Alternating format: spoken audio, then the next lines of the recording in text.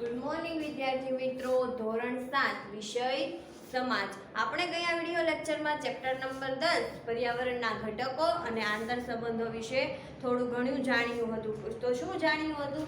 તો કે માનવ નિર્મિત પર્યાવરણ વિશે જોયું હતું, પાણીનું વિતરણ અને એટલે કે પાણીના કયા કયા મહાસાગરના જે સ્ત્રોતો છે અને કયા કયા 4 મહાસાગર છે એ વિશે આપણે જાણ્યું હતું. તેના પછી આપણે સમુદ્રના મોજા કઈ રીતે આવે છે અને તેના પછી ભરતી અને ઓટ કઈ રીતે થાય છે એના વિશે આપણે જોયું હતું. હવે આગળ આપણે મહાસાગરીય પ્રવાહો જોવાના છે કે મહાસાગરના જે પ્રવાહો છે એ કેવી રીતે તેમનું સર્જન થાય છે. ધરતી પર નદીઓની જેમ મહાસાગરમાં પણ વિશાળ વિસ્તારનો જથ્થો હજારો વર્ષોથી નિશ્ચિત દિશામાં છે. એટલે કે પૃથ્વી સપાટી ઉપર વર્ષોથી આજકાલ આપણે એવું કોઈ ક્યારેય જોયું કે 2 દિવસની અંદર ખૂબ મોટો સમુદ્રનું સર્જન થઈ જાય છે, ખૂબ એક મોટી નદીનું સર્જન થઈ જાય છે? ના. કેમ? પૃથ્વી સપાટી ઉપર શું થાય છે? તો કે નિશ્ચિત અમુક જગ્યામાં જે સમુદ્રના પ્રવાહો છે કે આ જો આપણી પૃથ્વી છે, પૃથ્વી પર અમુક મહાસાગરોમાં નિશ્ચિત પાણીનો જથ્થો હોય છે.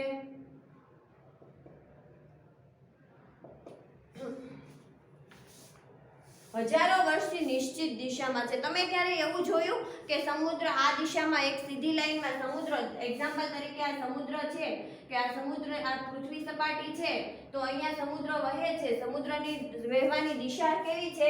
આ સીધી દિશા છે. અને કોઈ દિવસ આમ ત્રાસો થઈ જતો જોયો છે રાતોરાત કે એક દિવસમાં કે 2 કલાકમાં સમુદ્ર પોતાની જે વહેણ એટલે કે પ્રવાહની જે દિશા છે એ બદલી નાખે એવું ક્યારેય જોયું છે? ના. કેમ એવું ના થાય? કારણ કે જમીનની અંદર જે ગુરુત્વાકર્ષણ બળ છે, ગરમીની પ્રક્રિયા છે, આંતર પ્રક્રિયા છે.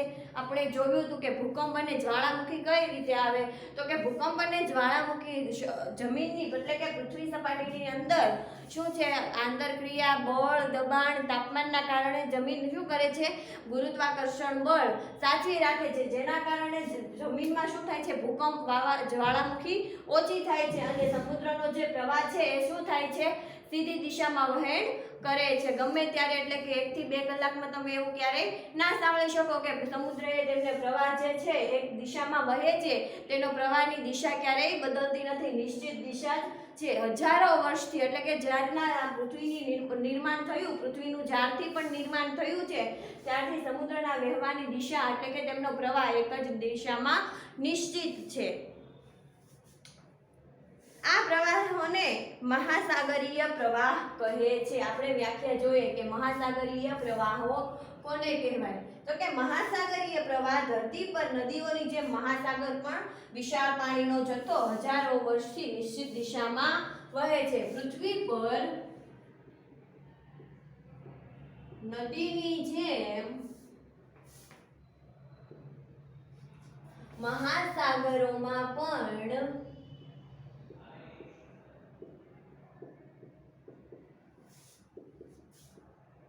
વિશાળ પાણીનો જથ્થો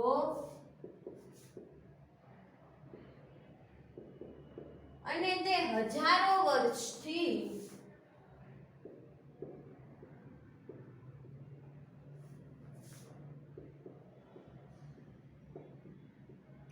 નિશ્ચિત દિશામાં એટલે કે એક પ્રવાહમાં વહે છે. ગમે ત્યારે ગમે કોઈ પણ સમુદ્ર હોય પોતાના પ્રવાહની જે આગળ વધવાની જે દિશા છે એ બદલતું નથી એટલે કે નિશ્ચિત છે અને હજારો વર્ષથી પ્રવાહની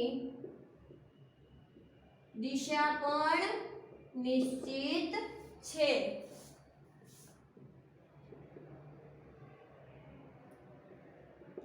જેને આપણે મહાસાગરીય પ્રવાહ તરીકે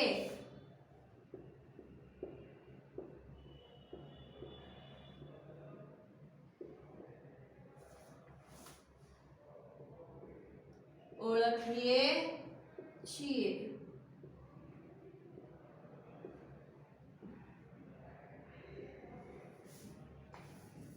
આ પ્રવાહો ગરમ અથવા ઠંડા હોય છે. પ્રવાહોના ઉદ્ભવના કારણે સૂર્ય શક્તિ, પવનો, સમુદ્રની જળની ક્ષારતા અને પૃથ્વીનું પરિભ્રમણ મુખ્ય છે. મોટે ભાગે ગરમ પ્રવાહો વિષુવવૃત્તથી ધ્રુવો તરફ અને ઠંડા પ્રવાહો વિષુવવૃત્તથી તરફ ગતિ કરતા હોય છે.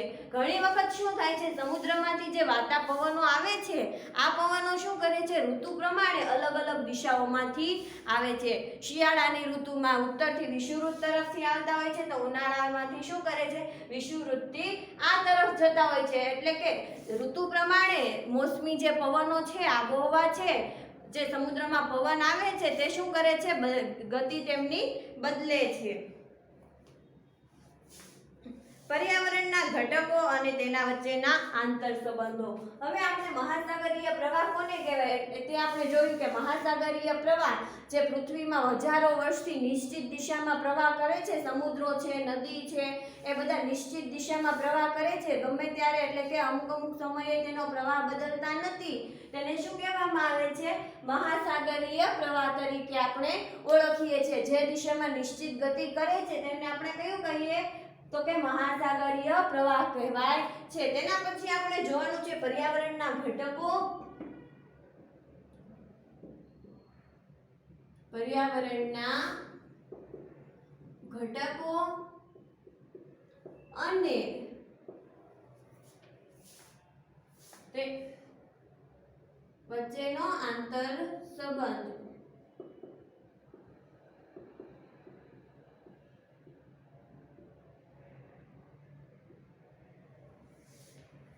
પર્યાવરણના તમામ ઘટકો માનવને કેન્દ્ર સ્થાને છે. પર્યાવરણના જુદા જુદા ઘટકો કેટલાક ભૌતિક ચક્રોથી એકબીજા સાથે જોડાયેલા છે. આ ભૌતિક ચક્રો માનવ પ્રવૃત્તિઓથી પ્રભાવિત થાય છે. પર્યાવરણના તમામ જે ઘટકો છે, એટલે કે પર્યાવરણની જે આપણી આજુબાજુમાં જે કુદરતી પર્યાવરણ છે, તેમાં મુખ્ય સ્થાન પર કોણ છે, તો કે મનુષ્ય. આપણી આજુબાજુની જે કોઈ પણ વસ્તુ કુદરતી છે, કે વૃક્ષ છે, કે કોઈ પણ નદી છે, કે ઝરણું છે, કે કોઈ પણ મહાસાગર એટલે કે કોઈ પણ દરિયો છે, સમુદ્ર છે, તો આ બધું આધારે કોને છે, મહત્વ કેન્દ્ર સ્થાને કોણ છે, તો કે માનવના ઘટકો, માનવ નિર્મિત પ્રવૃત્તિઓ. આ ભૌતિક ચક્રો માનવીય પ્રવૃત્તિઓથી પ્રભાવિત થાય છે. મૃદાવરણમાંથી માનવીને ખનિજ પ્રાપ્ત થાય છે. તો આપણે પહેલું લખીએ, પહેલો ટોપિક કે પર્યાવરણના તમામ ઘટકો કોને આભારી છે, તો કે પર્યાવરણના તમામ ઘટકો માનવીને આધારી છે. કારણ કે માનવીએ પર્યાવરણ સાથે આંતર પ્રક્રિયા કરીને શું કર્યું છે, માનવ નિર્મિત પર્યાવરણનું સર્જન કર્યું છે. કુદરતી પર્યાવરણ સાથે આંતર પ્રક્રિયા કરી અને માનવ નિર્મિત પર્યાવરણનું સર્જન કર્યું હોવાથી કોને આભારી ગણવામાં આવે છે, તો કે માનવીને. પર્યાવરણના ઘટકો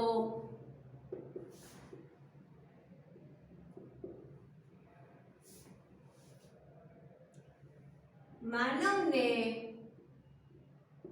કેન્દ્ર સ્થાને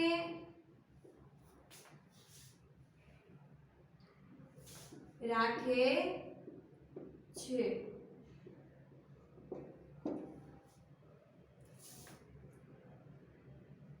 મૃદાવરણમાંથી માનવી ખનિજ પ્રાપ્ત કરે છે અને ઉત્ખનન કરે છે. તેઓ ખાડાઓમાં પાણી ભરાતા તે જલાવરણ ભાગ બને છે. વાતાવરણમાં તાપમાન વધતા જલાવરણમાં રહેલ પાણીનું બાષ્પીભવન થાય છે અને તે વાતાવરણમાં ભળે છે. વાતાવરણમાં રહેલ ભેજનું ઘનીભવન થતાં વાદળો બંધાય છે અને વરસાદ થાય છે. તે પાણીના વહેવાથી મૃદાવરણનું ધોવાણ થાય છે અને વિવિધ ભૂમિ સ્વરૂપો રચાય છે. આ ઉપરાંત માનવીની વિવિધ પ્રવૃત્તિઓ કુદરતીના પર્યાવરણ ઘટકોના કારણે જીવસૃષ્ટિ પરસ્પર જોડાયેલી છે. તો આ પર્યાવરણના ઘટકો અને આંતર સંબંધોમાં આ પેરેગ્રાફમાં આપણને શું કીધું કે મૃદાવરણ, જલાવરણ, જીવાવરણ અને વાતાવરણ બધું જ એકબીજાને આધારી છે. હવે જો મૃદાવરણમાંથી આપણે, એટલે કે મૃદા એટલે શું, મેં તમને કાલે અહીંયા લખીને કીધું હતું કે મૃદા એટલે શું થાય છે, માટી. હવે માટીની અંદર જેમ પૃથ્વી સપાટી છે, જમીનના પોપડામાં જેમ આપણે પૃથ્વી સપાટીમાં નીચે નીચે જતા જઈએ તેમ આપણને શું મળે છે, ખનિજ મળે છે. તો મૃદાવરણમાંથી માનવી શું મેળવે છે, ખનિજો મેળવે છે. એટલે કે જમીન સપાટી, આ જે ભૂમિ સપાટી છે તેમાંથી માનવી શું મેળવે છે, તો કે ખનિજો મેળવે.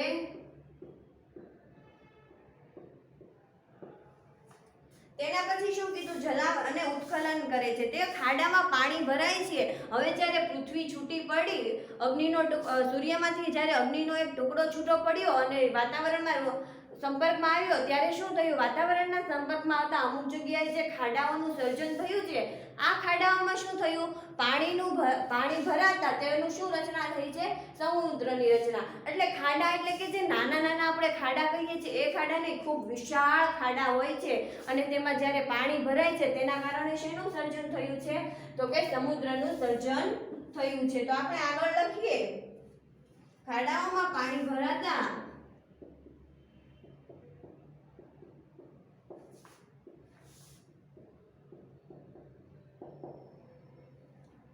જલાવરણનો ભાગ બને છે. હવે આપણને એ કીધું કે પૃથ્વીમાં જે ભૂસપાટી છે, મૃદાવરણ છે, એ કઈ રીતે બની, તો કે પૃથ્વી છૂટી પડતા ઘન અમુક તત્વો છે એ ઘન સ્વરૂપમાં, એટલે કે ત્યાં જમીન બની, અમુક તત્વો છે, અમુક એવો ભાગ છે ત્યાં ખાડાઓની રચના થઈ. હવે આ ખાડાઓમાં રચના થતા ત્યાં પાણી ભરાયું, પાણી ભરાવાના કારણે શું થયું, બીજું જલાવરણ. મૃદાવરણ કઈ રીતે બન્યું, તો કે અમુક જે ઘન તત્વોમાં રૂપાંતર થયું તેમાં મૃદાવરણની રચના થઈ અને ખાડાઓમાં પાણી ભરાવાના કારણે શેની રચના થઈ, જલાવરણની રચના થઈ. આ ખાડાઓમાં રહેલું પાણીનું બાષ્પીભવન થઈ પાણીની વરાળ બની વાદળો બને છે અને વાદળો બની પાછું જ આ પાણી વરસાદ સ્વરૂપે નીચે આવે છે, એટલે કે વરસાદ સ્વરૂપે પાછું જ ખાડામાં એટલે કે સમુદ્રમાં જાય છે. અને પાણીના અમુક વખત વરસાદ આવવાથી ભૂમિ સ્વરૂપ છે ત્યાં પાણીનું વહેણ, વરસાદ આવવાના કારણે જમીનનું ધોવાણ થાય છે અને અલગ અલગ ભૂમિ સ્વરૂપો રચાય છે. આ ઉપરાંત માનવી વિવિધ પ્રવૃત્તિઓ, કુદરતી પર્યાવરણના ઘટકોના કારણે જીવ સૃષ્ટિ પરસ્પર જોડાયેલ છે. જે આ જીવાવરણમાં જે મનુષ્યો છે એ એકબીજાને આધારે પરસ્પર જોડાયેલા છે. જીવાવરણના જે મનુષ્યો છે એ મૃદાવરણ, જલાવરણ અને વાતાવરણ સાથે પરસ્પર સંબંધ ધરાવે છે. મૃદાવરણ, જલાવરણ અને વાતાવરણ સાથે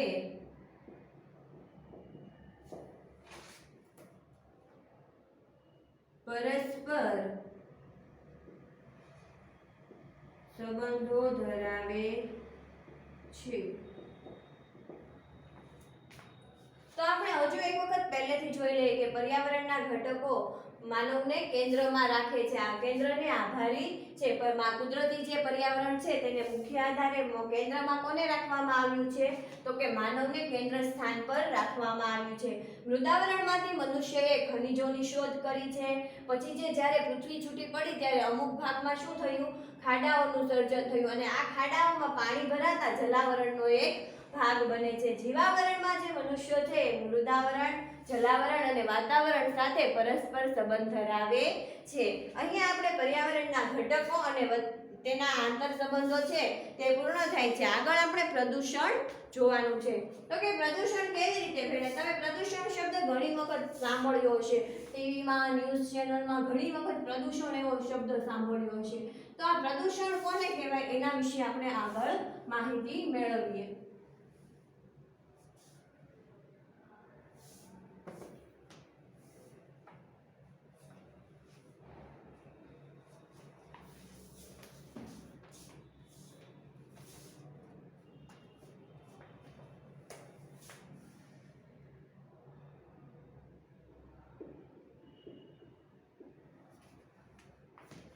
માનવી પોતાની બુદ્ધિશક્તિથી પર્યાવરણના વિવિધ ઘટકોનો ઉપયોગ દ્વારા પોતાની જરૂરિયાત સંતોષે છે.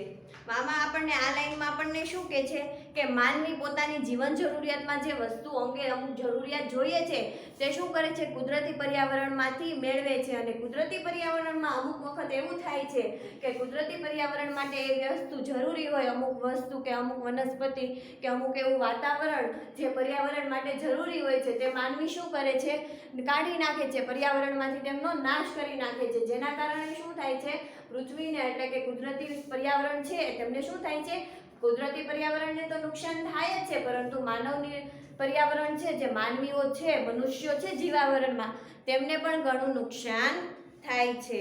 મહાત્મા ગાંધીજીએ કહ્યું છે કે આ માનવીય ગતિવિધિઓથી કુદરતી પર્યાવરણ દૂષિત થવાની ક્રિયા એટલે પ્રદૂષણ. મહાત્મા ગાંધીએ શું કીધું છે પ્રદૂષણ વિશે?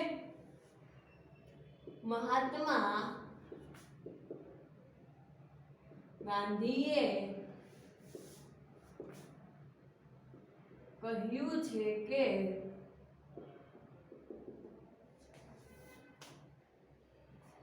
આ માનવીય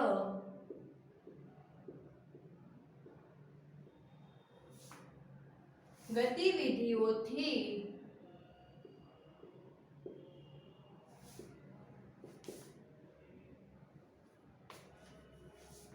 કુદરતી પર્યાવરણ દૂષિત થવાની ક્રિયા એટલે કુદરતી પર્યાવરણ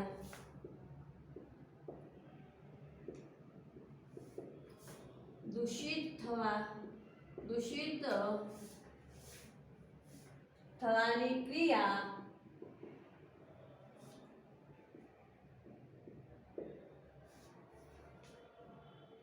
એટલે પ્રદૂષણ. મહાત્મા ગાંધી શું છે કહે છે કે પ્રદૂષણ સાથે આંતર પ્રક્રિયાવાદી અને અમુક આપણે આ માનવીની જે જરૂરિયાતો સંતોષે છે અને માનવી કુદરતી પર્યાવરણને નુકસાન પહોંચાડે છે પોતાની જરૂરિયાત પૂરી કરવા માટે કુદરતી પર્યાવરણને નુકસાન પહોંચાડે છે તેને મહાત્મા ગાંધીએ શું કીધું છે કે પ્રદૂષણ કીધું છે. પર્યાવરણને દૂષિત કરતા ઘટકોને પ્રદૂષક કહેવાય છે. પર્યાવરણને દૂષિત કરતા એટલે કે પર્યાવરણને નુકસાન પહોંચાડતા જે કારણો છે પરિબળો છે તેમને શું કહેવામાં આવે છે પ્રદૂષક. આ શું છે પ્રદૂષણની વ્યાખ્યા છે કે મહાત્મા ગાંધીએ શું કહ્યું કે માનવી પોતાની ગતિવિધિ એટલે કે માનવી પોતાની જરૂરિયાત સંતોષવા માટે કુદરતી પર્યાવરણને નુકસાન પહોંચાડે છે તેને શું કીધું છે પ્રદૂષણ કીધું છે. હવે પ્રદૂષક કોને કહેવાય છે તો કે પ્રદૂષક એટલે પર્યાવરણને દૂષિત કરતા ઘટકો એટલે કે પર્યાવરણને જે વ્યક્તિ નુકસાન પહોંચાડે જે કોઈ કારણ નુકસાન પહોંચાડે જે પરિબળ કુદરતી પર્યાવરણને જો કોઈ જે વ્યક્તિ કે કોઈ પણ વસ્તુ છે નુકસાન પહોંચાડે તેને શું કહેવામાં આવે છે પ્રદૂષક. અને જેમને નુકસાન પહોંચે છે તેને શું કહેવામાં આવે છે પ્રદૂષણ કહેવામાં આવે છે. પર્યાવરણને દૂષિત કરતા ઘટકો. તો બીજી વ્યાખ્યા કઈ છે પ્રદૂષક.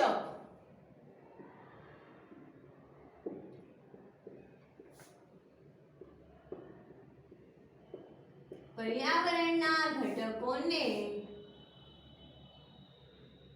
દૂષિત કરતા ઘટકોને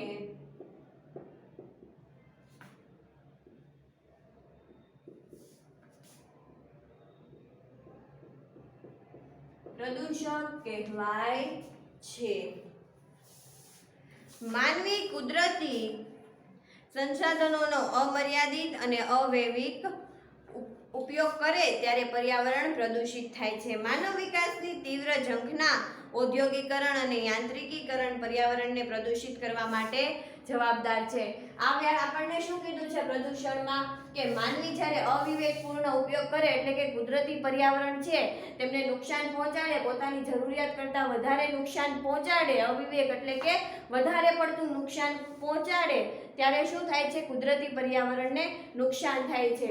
માનવી પોતાનો રહેણાંક આ વિસ્તાર છે એક્ઝામ્પલ તરીકે તમે જુઓ કે આ વિસ્તાર છે થોડા 10 થી 15-20 વર્ષો પહેલા શું હતું આ મોટા વરાછા જે વિસ્તાર છે ત્યાં શું હતું તો કે જંગલો હતા. હવે આ જંગલો વૃક્ષ કાપીને શું કરે છે જમીન વિસ્તારને હટાવીને અને રહેણાંક વિસ્તાર ઊભો કરે છે. રહેણાંક વિસ્તાર ઊભો કરવાના કારણે જે અમુક એવા ઘટકો છે તે શું કરે છે પર્યાવરણને દૂષિત કરે છે એટલે કે અવિવેકપૂર્ણ ઉપયોગ કરે ત્યારે શું થાય છે કુદરતી પર્યાવરણને નુકસાન થાય છે વાતાવરણમાં પણ નુકસાન થાય છે. માનવ વિકાસની તીવ્ર ઝંખના ઔદ્યોગિકરણ અને યાંત્રિકીકરણ પર્યાવરણને પ્રદૂષિત કરવા માટે મુખ્ય જવાબદાર છે.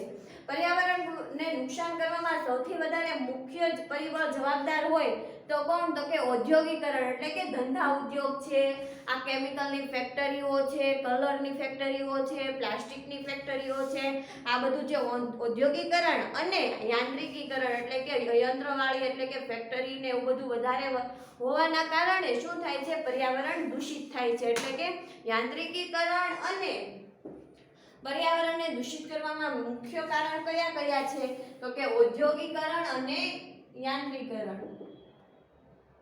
ઔદ્યોગિક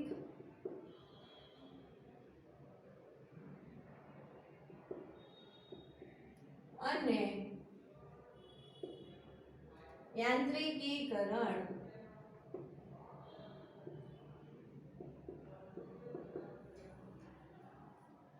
વર્તમાન સમયમાં ભૂમિ પ્રદૂષણ, જળ પ્રદૂષણ, હવા પ્રદૂષણ અને ધ્વનિ પ્રદૂષણ ખૂબ જ ઝડપથી વધી રહ્યું છે.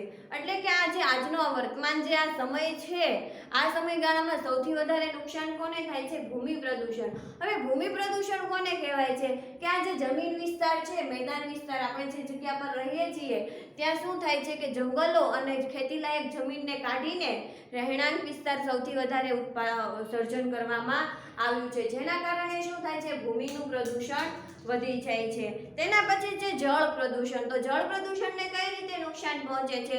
તો કે પાણીમાં જે આ સમુદ્રો છે, નદીઓ છે, તેમાં શું કરે છે? ફેક્ટરીઓ, મોટી મોટી ફેક્ટરીઓ હોય, તેમનું જે ગંદુ પાણી નીકળે છે, કેમિકલ વાળું પાણી નીકળે છે, તેમને શું કરે છે? સીધું જ સમુદ્રમાં જોડી દે છે, જેના કારણે પાણી પણ દૂષિત કરવામાં આવે છે અને તેમાં જે સમુદ્રમાં, નદીઓમાં જે જીવો છે તેમને પણ શ્વાસ લેવામાં અને પાણીમાં નુકસાન પહોંચે છે, જેના કારણે જળ પ્રદૂષણ પણ ખૂબ વધી ગયું છે. તેના પછી છે હવા પ્રદૂષણ. હવે મોટી મોટી ફેક્ટરીઓ હોય છે, હવા પ્રદૂષણ એટલે કે વાતાવરણનું પ્રદૂષણ. તો આ મોટી મોટી જે ફેક્ટરીઓ છે તેમાંથી જે ધુમાડા નીકળે છે, આ ધુમાડા વાતાવરણને શું કરે છે? પ્રદૂષિત કરે છે અને આ વાતાવરણમાં ભળવાથી લોકોને સ્વાસ્થ્યના પણ પ્રોબ્લેમ થાય છે, કારણ કે વાતાવરણમાં જો આ ખરાબ ધુમાડાવાળા જે ધુમાડા નીકળે છે તેના કારણે શું થાય છે? તો કે વાતાવરણમાં ભળે આ ધુમાડા અને વાતાવરણમાં ભળવાથી લોકોના સ્વાસ્થ્યમાં, એટલે કે શ્વાસ લે ત્યારે શું થાય છે? સ્વાસ્થ્યમાં જાય છે અને લોકો બીમાર પડે છે. તેના પછી છે ધ્વનિ પ્રદૂષણ. ઔદ્યોગિકરણ અને આ મશીનરી વધવાના કારણે, આ મશીનરીનો ખૂબ મોટો અવાજ આવવાના કારણે માણસનો મગજ કેવો થતો જાય છે? ચીડિયાપણું બનતું જાય છે. અમુક એવી ખૂબ મોટી મશીનરીનો અવાજ આવતો હોય, જેમ કે આ લમ્સના મશીન છે તો એમનો ખૂબ મોટો અવાજ આવે છે. આ અવાજ આવવાના કારણે માણસ જ્યાં કામ કરતો હોય છે, જેના કારણે તેનું મગજ કેવું થઈ જાય છે? ચીડિયાપણું. એટલે કે આ સમયમાં, વર્તમાન સમયમાં ભૂમિ પ્રદૂષણ, હવાનું પ્રદૂષણ, જળનું પ્રદૂષણ અને ધ્વનિનું પ્રદૂષણ ખૂબ જ વધતું ગયું છે. પ્રદૂષણની પર્યાવરણ, માનવ જીવન અને સજીવ સૃષ્ટિ પર વિપરીત અસર પડી રહી છે. આપણે પર્યાવરણ પ્રદૂષિત, તેની અસરો અને રોકવાના ઉપાયો વિચારીને પર્યાવરણને જાળવી રાખવા માટે સત્વરે પગલાં ભરવા જોઈએ. આપણને શું કહે છે કે આટલું બધું કુદરતી પર્યાવરણને નુકસાન થયું છે, આપણા માનવ જીવનને કારણે પર્યાવરણને જે નુકસાન થયું છે તેના અંગે અમુક પગલાં લેવા જોઈએ અને આ જે પ્રદૂષણ છે તેને અટકાવવું જોઈએ, જેના કારણે શું થાય છે કે પર્યાવરણની આપણે જાળવણી કરી શકીએ છીએ, પ્રદૂષણ ઓછું થાય છે, માનવ જીવનનું સ્વાસ્થ્ય સુધરે છે. એટલે કે આપણે પર્યાવરણના સત્વરે પગલાં ભરવા જોઈએ, એટલે કે અમુક એવા નિયમો બનાવવા જોઈએ જેનાથી શું થાય છે? પ્રદૂષણ ઓછું થાય છે. અને પ્રદૂષણ રોકવાના ઉપાયો વિચારવા જોઈએ કે ભાઈ ધ્વનિ પ્રદૂષણ છે, ભૂમિ પ્રદૂષણ છે, આ જે જળ પ્રદૂષણ છે એ કઈ રીતે ઓછું થાય તેના અમુક નિયમો બનાવી અને નિયમો લાગુ પાડવા જોઈએ. તેના પછી છે ભૂમિ પ્રદૂષણ. આપણે કેટલા વર્તમાન સમયમાં 4 પ્રદૂષણ જોયા. કયા 4 જોયા? તો કે ભૂમિ પ્રદૂષણ, જળ પ્રદૂષણ, ધ્વનિ પ્રદૂષણ અને હવાનું પ્રદૂષણ. હવે આપણે એમાં પહેલું જોવાનું છે ભૂમિ પ્રદૂષણ. જમીનની ગુણવત્તા કે તેના પોષક ઘટકોમાં થતો ફેરફાર ને ભૂમિ પ્રદૂષણ કહેવામાં આવે છે. ભૂમિ પ્રદૂષણ કોને? એટલે કે આ જે જમીનનું પ્રદૂષણ છે તેને શું કોને કહેવામાં આવે છે? તો કે જમીનની જે આ ગુણવત્તા છે કે તેના પોષક ઘટકોમાં થતા ફેરફારને શું કહેવામાં આવે છે? ભૂમિ પ્રદૂષણ. હવે આ જમીન વિસ્તાર છે, તમે ઘણી વખત જોવો કે જમીન વિસ્તાર ઉપર ખૂબ મોટા કચરાના ઢગલા કરવામાં આવે છે, પ્લાસ્ટિકોના ઢગલા કરવામાં આવે છે, પ્લાસ્ટિકના જબલાને આ બધું ગમે ત્યાં ફેંકી દેવામાં આવે છે. અમુક વખત સિમેન્ટ છે કે સિમેન્ટની ફેક્ટરીઓ છે તો ત્યાં આજુબાજુની જમીનમાં શું થાય છે? આ સિમેન્ટના જે રજકરણો છે એ ઉડે છે અને જાય છે, જેના કારણે જમીનની અંદર જે પોષક ઘટકો છે, પોષક તત્વો છે એ શું થાય છે? નાશ પામે છે અને તેમાં જે પાક લેવો હોય છે તે પૂરતા પ્રમાણમાં પાક મળી શકતો નથી, જેના કારણે શું થાય છે? ભૂમિ પ્રદૂષણ થાય છે. જમીનની ગુણવત્તા એટલે કે જમીન જે હોય છે, જમીનની અંદર જે પોષક તત્વો હોય છે, પાકને ઉગવા માટે સારા પોષક તત્વો મળી રહે એ ઓછા થઈ જાય, તેના ઘટકોમાં ફેરફાર થઈ જાય, અમુક ઘટકો નાશ પામે, તેને શું કહેવામાં આવે છે? જમીનને પ્રદૂષણ કહેવામાં આવે છે. જમીનની ગુણવત્તા કે તેના પોષક ઘટકોમાં થતા ફેરફારને ભૂમિ પ્રદૂષણ કહેવાય છે. જમીન પ્રદૂષણ સહેલાઈથી અનુભવાતું નથી. વિશ્વભરમાં ભૂમિ પ્રદૂષણ સતત વધી રહ્યું છે. ઘર વપરાશનો ઘન કચરો કે પાણીનો નિકાલ, ફળદ્રુપ ખેતીલાયક જમીન ઉપર ઉદ્યોગો પર સ્થાપવા, ઉદ્યોગોમાં વપરાયેલ દૂષિત પાણી ખુલ્લી જમીન પર છોડવું, ઉદ્યોગોમાં ઘન કચરો જમીન પર ફેંકવો, ઉત્ખનનની પ્રવૃત્તિઓ, બાંધકામની પ્રવૃત્તિઓ, ખેતી માટે રાસાયણિક ખાતર, અતિ સિંચાઈ અને જંતુનાશક દવાનો વધારે પડતો ઉપયોગ થયો છે. પ્લાસ્ટિકના ઉપયોગથી જમીન પ્રદૂષિત થાય છે. તો આપણને શું કીધું છે આ પેરેગ્રાફમાં કે કઈ કઈ રીતે જમીનનું પ્રદૂષણ થાય છે?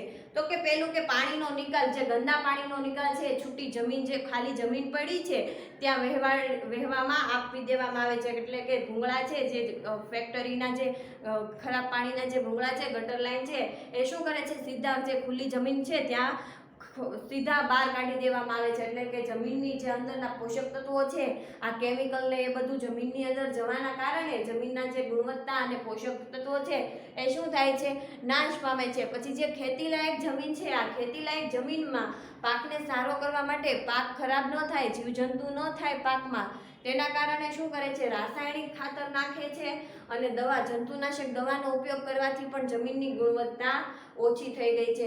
પછી આ રહેણાંક વિસ્તાર, એટલે કે ઊંચી ઊંચી બિલ્ડિંગો બાંધે છે, ખોદકામ કરીને અલગ અલગ વસ્તુઓનું સર્જન કરે છે, જેના કારણે જમીનનું શું થાય છે, પ્રદૂષણ થાય છે. ખુલ્લામાં જમીન ઉપર કચરો છોડી દેવામાં આવે છે, ગમે ત્યાં પ્લાસ્ટિકના કચરાને એવું બધું નાખવામાં આવે છે. આ પ્લાસ્ટિક છે એ કેવું છે કે લાંબા સમય સુધી જમીન સાથે પ્રક્રિયા કરતું નથી, જેના કારણે શું થાય છે કે લાંબા સમય સુધી જમીન સાથે પ્રક્રિયા કરતું નથી, તેનાથી જમીનને નુકસાન થાય છે.